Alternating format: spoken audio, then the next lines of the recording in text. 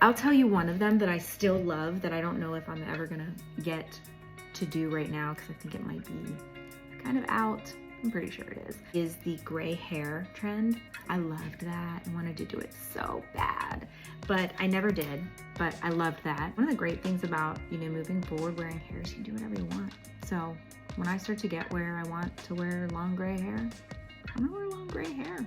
Is I love a short, sleek bob parted down the middle. It's one thing that I love, and that's timeless.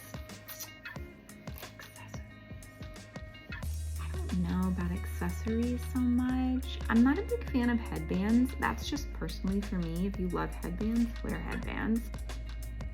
It was more popular probably 2 years ago maybe, where people will pull like this much of their hair up and they sort of put it like on a pony on the top. A little pony on the top, it's really cute.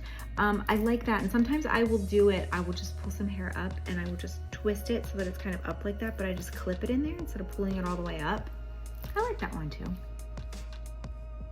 I love all colors of hair, and I love when I see wigs that I'm just like, oh my God, I'm in love with that color. People have asked me over the years, oh, do you ever do a different color? And I don't, but I have at different times tried on like a dark wig if I had it here or something like that, and I just gotta tell you, it's not good on me. I love some long dark hair, but I just don't think it's me.